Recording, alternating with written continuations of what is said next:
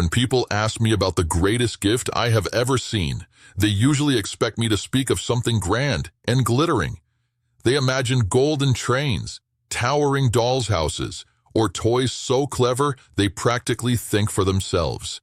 After all, they say, I must have seen everything. I have watched centuries of Christmas mornings, heard the squeals of delight, felt the rush of joy as children tear open paper and bows. Surely, the greatest gift must be some magnificent thing wrapped in the finest paper under the brightest tree.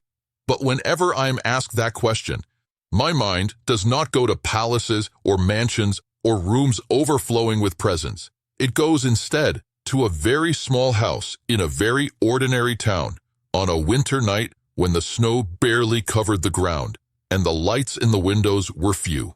It was some years ago, but then, for me, years blend together like snowflakes in a drift. What stands out is not the date, but the feeling of that night. The sky was a pale, ghostly gray, and a thin frost clung to the roofs and fences. There was no heavy storybook snowfall, no thick blanket of white to make everything look enchanting. It was the kind of winter evening most people forget, cold enough to make you shiver, but not picturesque enough to make you marvel. I was flying my usual route, sleigh runners hissing softly over pockets of colder air, the reindeer's breath streaming behind them in faint clouds. Below, I saw cities glowing with light, and in them, houses where Christmas trees sparkled like captured stars. But between those bright clusters, there were smaller, quieter places, where one or two windows glowed faintly against the dark. It was in one such place, a modest street at the edge of a town, that a single light caught my attention. Not because it was bright, but because it was steady. A warm, unwavering glow in a little house with a sagging porch and a tired roof. There was a feeling there that tugged at me, a mixture of sorrow and stubborn hope that I have come to recognize very well. I gave a soft tug on the reins, and the sleigh dipped lower until I was skimming just above the rooftops. I listened. The world speaks, you know, if you know how to hear it. In that house, the sound was not of laughter and music, but of quiet footsteps, slow breathing, and the soft crackle of a small fire struggling to keep up against the cold. Inside, a father sat at a worn kitchen table, his hands wrapped around a chipped mug. Across from him, a little girl of perhaps 7 or 8 traced patterns in the condensation on her glass of milk. Her hair was pulled back in a loose ponytail. Her pajamas were a little too short at the ankles, and her eyes, oh, those eyes, held the sort of wisdom that sometimes arrives too early in life. The tree in the corner of the room was small and rather bare. A few old ornaments hung from its branches, some of them handmade, some chipped, all dearly loved. Underneath it lay only 2 small packages, carefully wrapped. I knew at a glance that they were all this father could manage this year. There had been a letter from this house, I remembered, written in a wavering hand, not by the child, but by the father himself. Dear Santa, he had written, I do not know if men my age are allowed to write to you. I am not asking for toys. I am asking for strength. This is our first Christmas without her mother. I am trying to be both parents at once, and I am afraid I am failing. If there is anything you can do for my little girl, please, make this Christmas hurt less.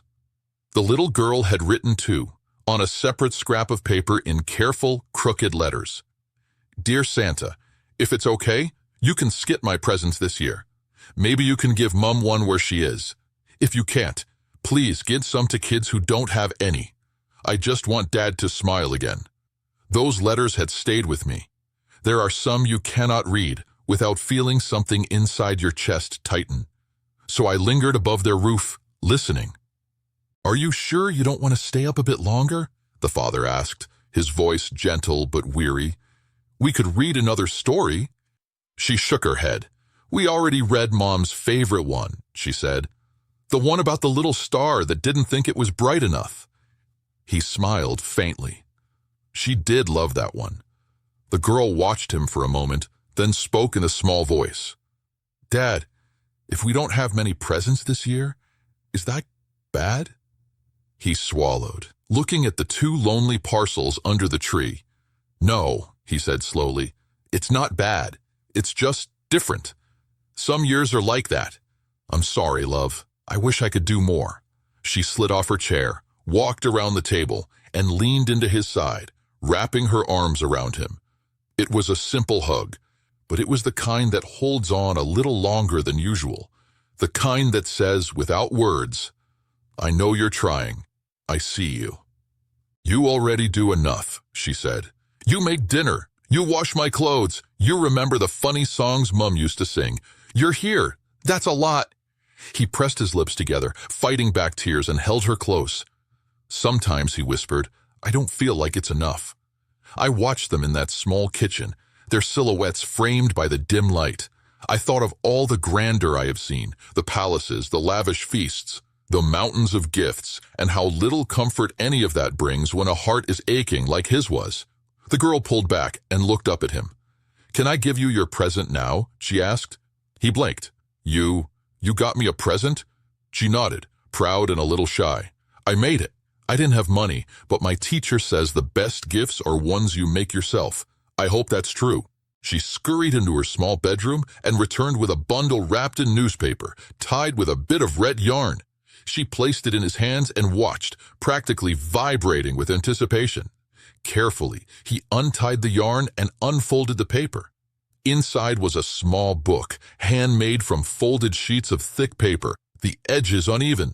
On the front, in colorful crayon letters, it said, The Greatest Gift. His hand shook slightly as he opened it. On the first page, in bright markers, she had written, This book is about the greatest gift I ever got. Below that was a drawing of 3 stick figures holding hands, a taller one, a medium one, and a small one.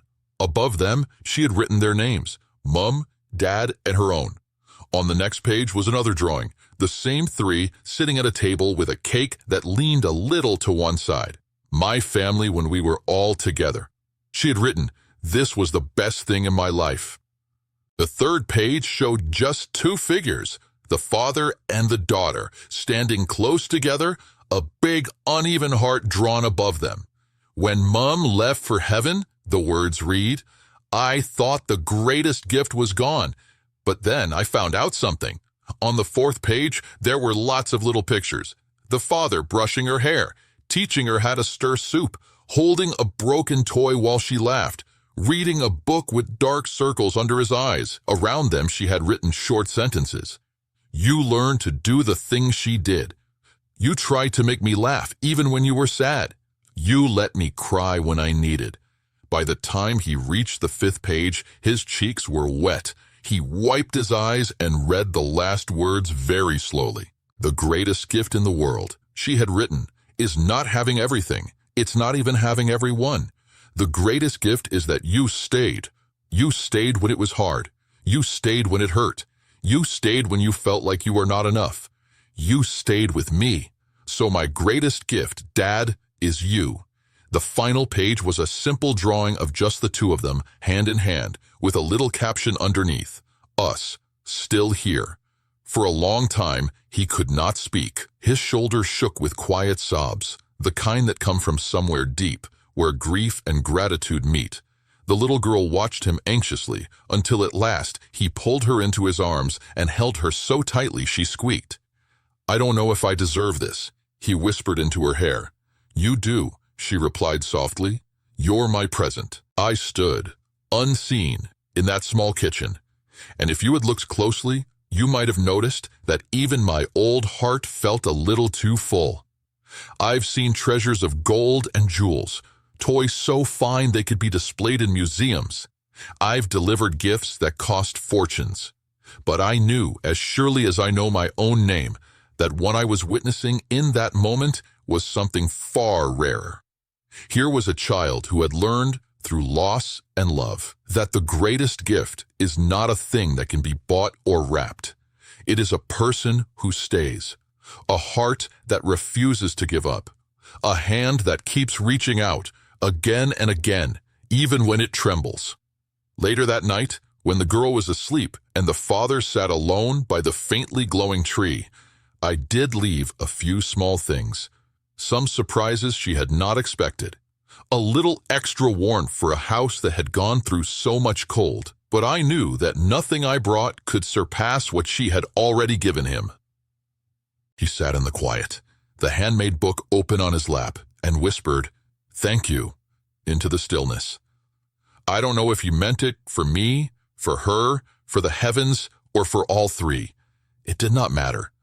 Gratitude, like love, has a way of finding its own path. When dawn crept in at the edges of the sky, and I flew on to other homes, I carried the memory of that book with me. The Greatest Gift, she had called it. A simple title for a profound truth. Over the years since then, whenever I pass over houses filled with noise and glittering things, I smile, but I also look closer. I look for the father who is exhausted but present, the mother who stays up late to sew a costume by hand, the grandparent who listens to the same story for the 100th time, the sibling who shares the last cookie, the friend who answers the phone in the middle of the night. Those are the greatest gifts, people who stay, who love, who show up imperfectly but faithfully, hearts that break and heal and keep on giving, hands that reach across the dark to find another hand and say wordlessly, "I am here, I am with you." You may wonder sometimes if what you give is enough. You may look at your tree and see only a few packages. You may feel that your life is too small, too ordinary to be of any great importance. But I have seen what your presence can do in the life of someone who loves you. I have seen lonely rooms become sacred places because two people chose to sit together in honest sorrow. I have seen children grow strong because someone stayed, not perfectly, but faithfully. So if you find yourself this Christmas with less than you'd hoped in your bank account, but a heart that is willing to love, do not underestimate what you hold. If all you can give is your time, your listening, your patience, your arms open for a hug, know this: you are carrying the kind of gift I remember for centuries. The toys I deliver will be outgrown. The clothes will fray. The gadgets will break. Even the grandest decorations will come down and be packed away. But the moments when you stayed, when you forgave, when you reached out, when you chose to love instead of turning away, those are the gifts that do not fade. The greatest gift I have ever seen was not wrapped in paper. It was written in crayon on plain white pages and bound with hope. It sat in the hands of a tired man who finally understood that his simple, stumbling, everyday love was worth more than anything he could ever buy. And as long as I fly across winter skies, I will carry that truth with me. The greatest gift you can give is yourself, your real, imperfect, tender, trying self to the people who share your life. If you do that, my dear friend, then no matter how many presents sit under your tree, Christmas will be rich beyond measure.